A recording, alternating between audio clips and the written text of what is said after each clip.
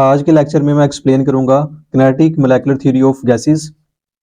हमने different gas laws की study की है, like Boyle's law, Charles law, Avogadro's law, Dalton's law of partial pressure और Graham's law of diffusion.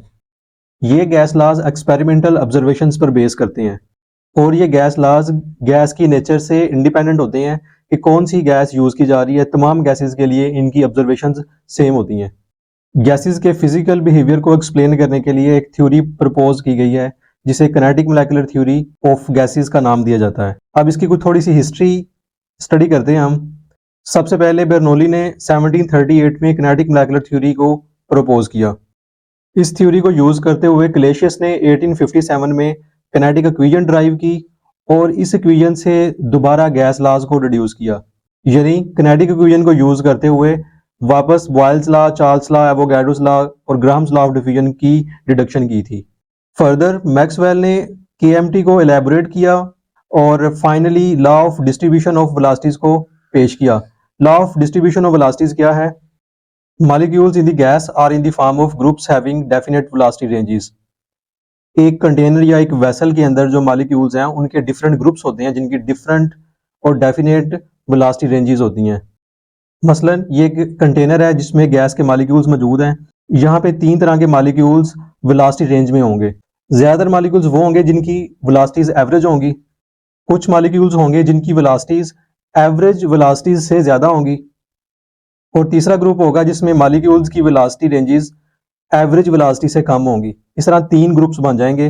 ज़्यादातर वो मॉलिक्यूल्स होंगे जिनकी वेलोसिटीज एवरेज होंगी, कुछ की एवरेज से ज़्यादा होंगी और कुछ मॉलिक्यूल्स की वेलोसिटीज एवरेज से कम होंगी और इसे हम कहते हैं law of distribution of velocities in a system of gases. Further Boltzmann ने स्टडी किया कि एक कंटेनर या एक सिस्टम के अंदर मॉलिक्यूल्स के डिफरेंट ग्रुप्स हैं जिनकी डिफरेंट एनर्जीज होती हैं, तो इसे हम law of distribution of energies भी कहते हैं।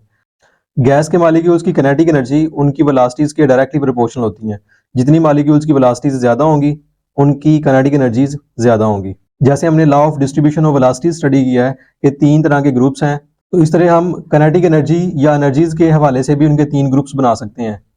1, ज़्यादातर मॉलिक्यूल्स एवरेज किनेटिक एनर्जी रखते हैं, कुछ मॉलिक्यूल्स एवरेज से ज़्यादा किनेटिक एनर्जी रखते हैं और कुछ मॉलिक्यूल्स एवरेज से कम एनर्जी रखते हैं। इस तरह एनर्जीज के लिहाज से भी इनके 3 ग्रुप्स बन जाएंगे।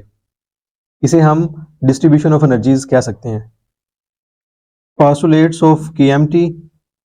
Following are the fundamental postulates of this kinetic theory of gases। Number 1, every gas consists of a large number of very small particles called molecules।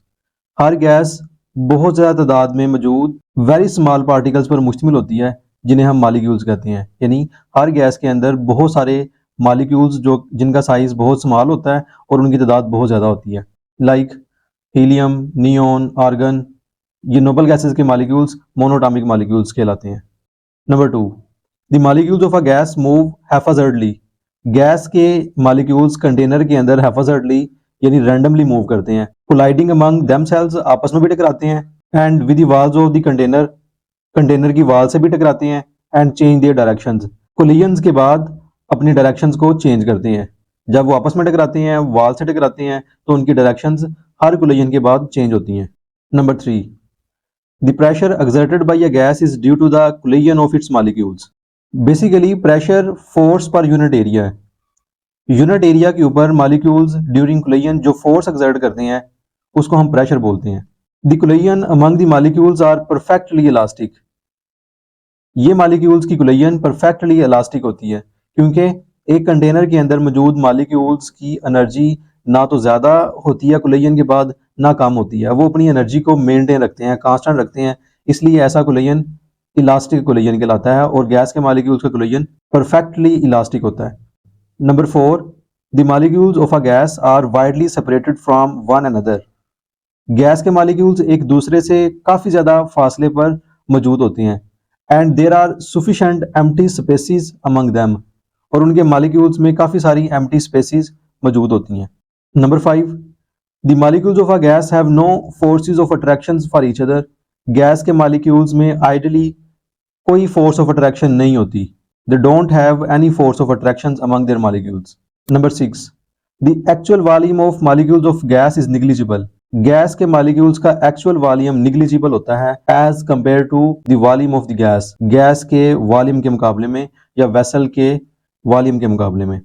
जैसे ये कंटेनर है और इसके अंदर गैस मॉलिक्यूल्स मौजूद हैं, जितना वॉल्यूम गैस के मॉलिक्यूल्स ऑक्यूपाई करेंगे, जितना वेसल का वॉल्यूम होगा गैस के मॉलिक्यूल्स का वॉल्यूम भी उतना ही होगा, लेकिन ये उनका एक्चुअल वॉल्यूम नहीं है।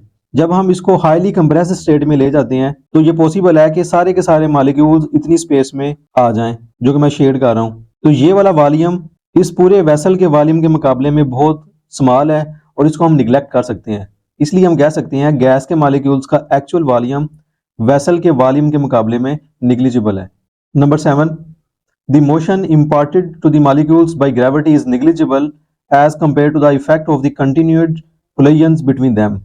गैस के मॉलिक्यूल्स की मोशन दो वजूहात की बिना पर हो सकती है, एक due to gravity, second due to collisions. तो गैस के मॉलिक्यूल्स की मोशन बेसिकली उनकी कोलिजन्स की वजह से होती है और ग्रेविटी की वजह से उनकी मोशंस ना होने के बराबर होती हैं। 8, the average kinetic energy of the gas molecules, gas molecules की average kinetic energy varies directly as the absolute temperature of the gas, यानी गैस के मॉलिक्यूल्स की काइनेटिक एनर्जी उनके एब्सोल्यूट टेम्परेचर के डायरेक्टली प्रोपोर्शनल होती है। जितना एब्सोल्यूट टेम्परेचर ज्यादा होगा गैस के मॉलिक्यूल्स तेजी से मूव करेंगे और उनकी काइनेटिक एनर्जी ज्यादा होगी।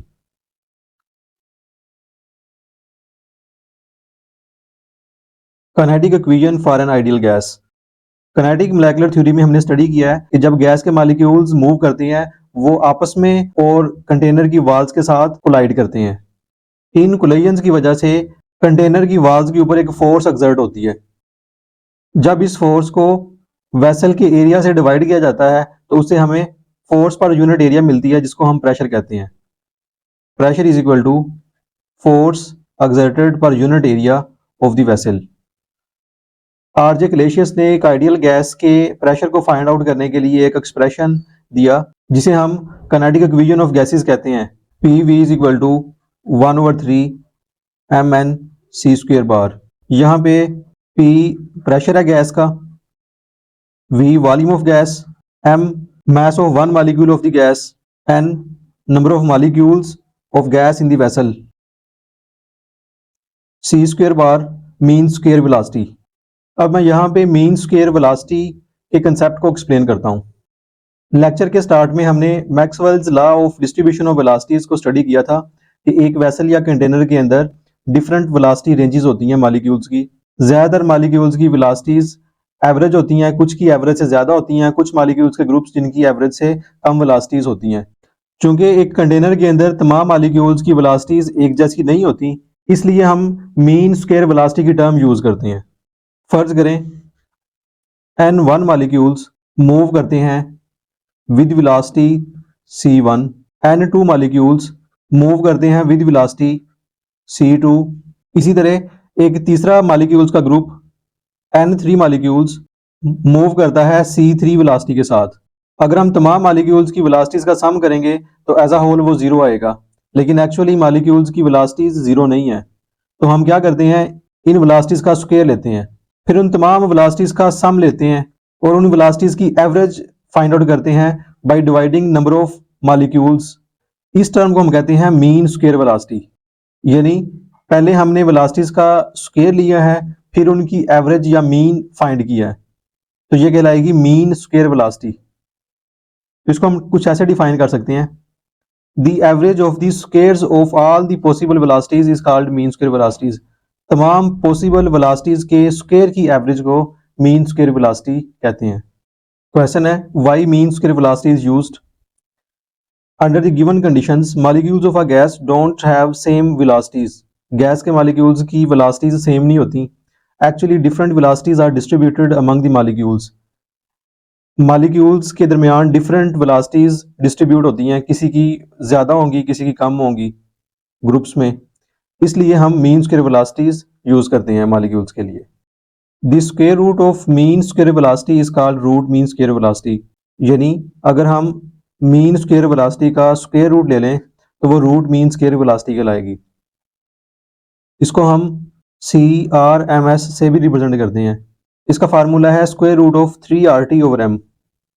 यहाँ पे m गैस का मॉलिक्यूलर मास है और T एब्सोल्यूट टेम्परेचर है। ये इक्वेशन गैस के मॉलिक्यूल्स की रूट मीन स्क्वायर वेलोसिटी और टेम्परेचर के दरमियान एक क्वांटिटेटिव रिलेशनशिप को एक्सप्लेन करती है।